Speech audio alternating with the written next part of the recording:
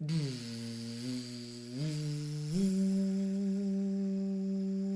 get ready to rumble. Hello, everybody. I'm Cambridge English teacher Rory, or Cambridge Rory from...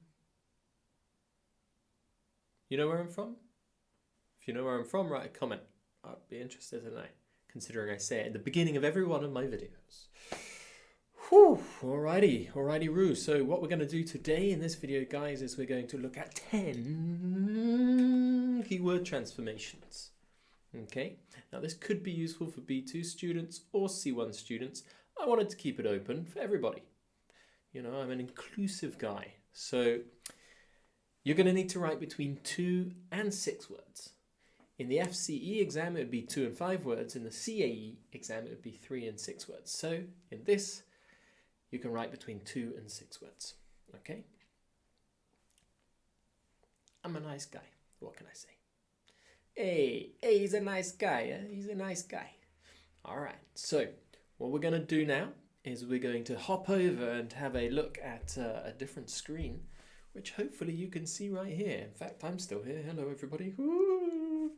What's happened over here is I've put up my 9 steps for what I believe are is the perfect technique to use to do keyword transformation exercises. Okay. Now, if you use this technique, I think you can get a really good mark in the exam. And for the first question, we can look at that together with this technique. So let's hop over and let's have a look at this blank document here, and in a second a sentence will appear. So remember, between 2 and 6 words you can write. And just so you know, we're going to see 10 sentences in this video, but I have just uploaded a document for members of my website. That document has 227. Yeah, you heard me, 227 of these exercises. Okay. Good. So, if you're enjoying this video, by the way, don't forget to like and subscribe. Let's have a look at question number 1. So we're going to do this one together. Part 4 of the use of English keyword transformation. Example 1. She did not buy the car because it was too expensive. What we need to do is to use the word it that they have given us here, and to use that in this gap, along with, well, in total we need to write between 2 and 6 words in this for this exercise. Okay, so she would have bought the car so expensive. So let's have a look at my 9-step technique. Okay, the first step is to revise collocations, expressions, and phrasal verbs before the exam. There should be an S on the end of collocations, plural. Don't just revise one. Revise a lot of collocations before the exam. It will help you, I promise. If you don't know what a collocation is, I have got a video about that on my YouTube channel. So type in Cambridge English teacher Rory collocation and maybe you'll find it. Okay, so revise them before the exam will help, but what we need to do now is we need to look at step number 2, which is to read both sentences, which we just did. Step number 3 is to cross out duplicate information. So what I'd like you guys to do, if you're watching it now, is to pause this video and to write it down on a sheet of paper, or even on your computer. Write down both sentences and the word that they give us, and then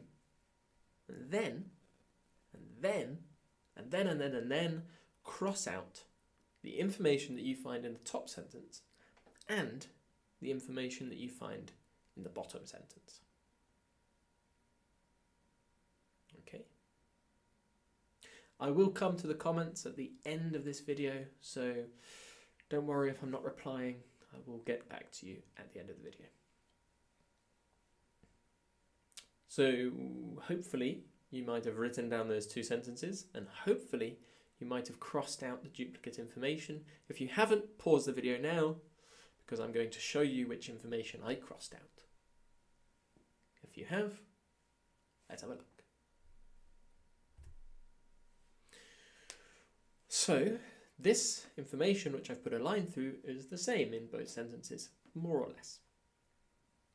There's no information missing in sentence number 2, which I haven't crossed out. Does that make sense? I'll have to watch that bit back of the video and see if it makes sense. I don't know.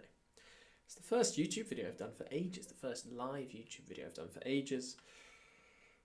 So if I'm a little bit rusty, there's a good expression for you, then I apologise. I'll get better over the next few days. But hopefully you're enjoying it.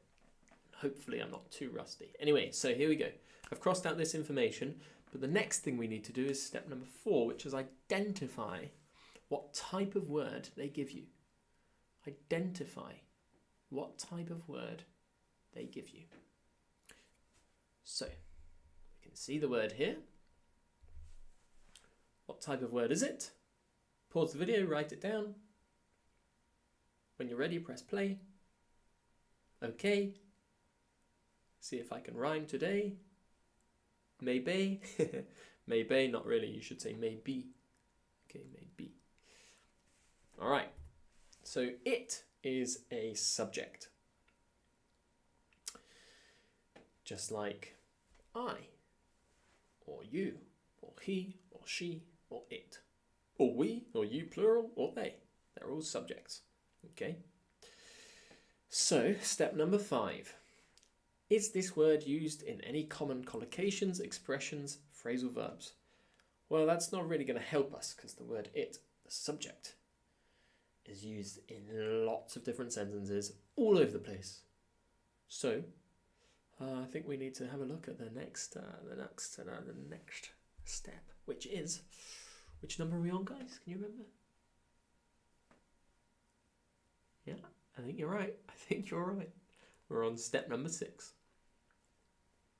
Can you use the remaining information to complete the gap?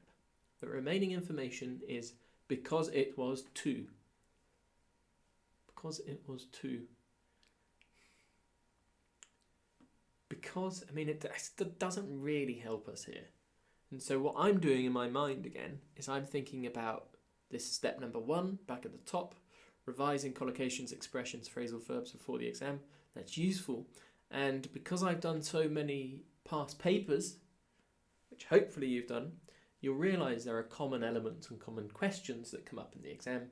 And I know actually that one of the common things they like to test you on is your knowledge of grammar structures and specifically conditionals. So maybe this is a conditional. Hint, hint. Okay, let's have a look at step number 7. If you're struggling, ask yourself a question using the information you have. So using this information, she would have bought the car. So expensive. Can we ask ourselves a question using this information? Pause the video, try to write down a question using this information, and then play the video, and we'll have a look at the question which I wrote down. Okay, ready? This is the question I wrote down. Would she have bought the car if it hadn't been so expensive? And there should be a question mark at the end of that. I apologise, everybody. This is a question, isn't it? Yes, that's better.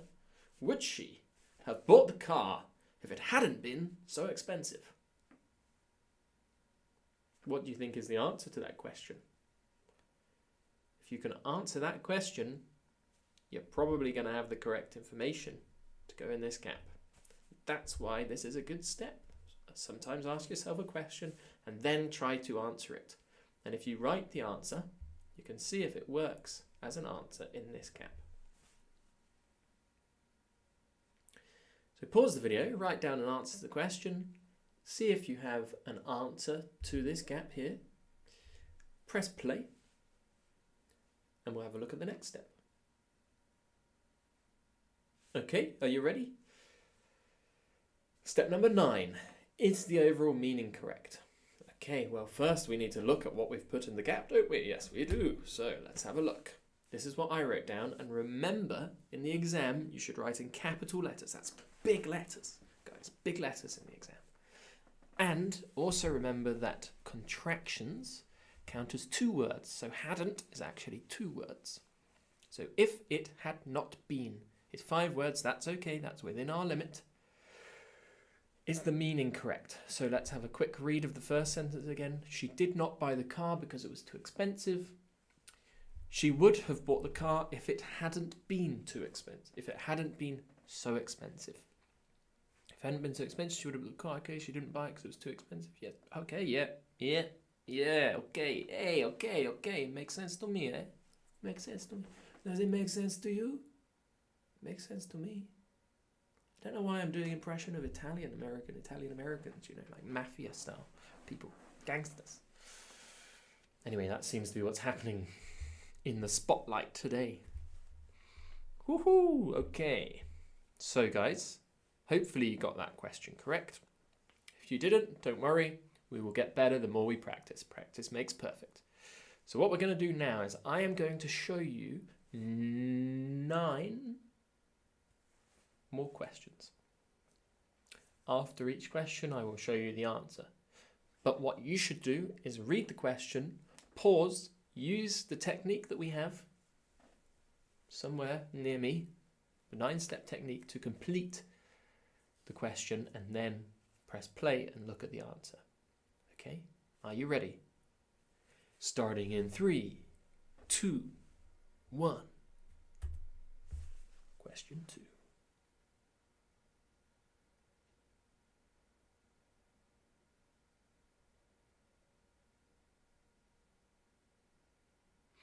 Okay, and remember, pause the video. If you haven't done so, write down what you think is the answer, because now we are going to look at the answer.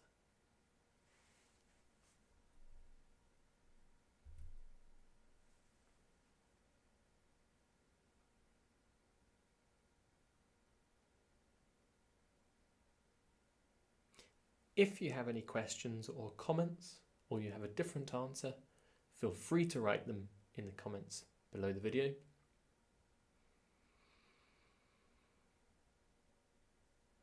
Let's have a look at question 3.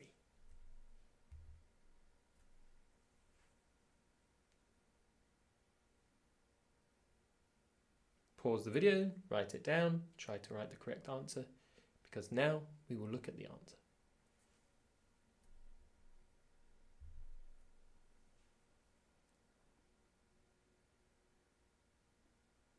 Question 4.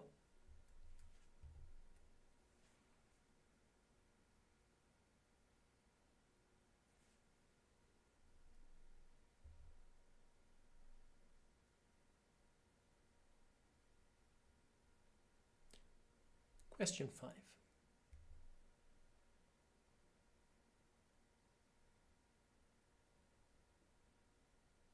And the answer.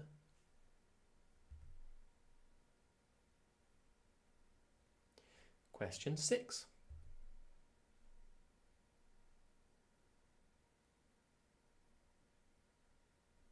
And the answer.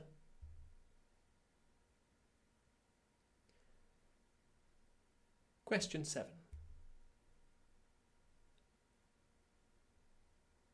And the answer. Question 8.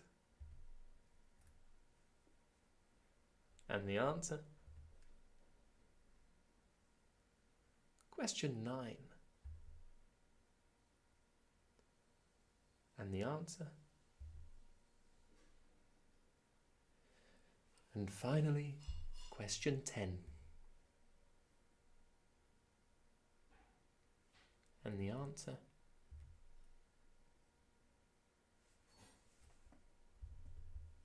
Okay, so let's... Strange. Just cut out, no? Came back again. Move position a little bit. So how'd you get on, guys? Let me know in the live chat. I would like to know.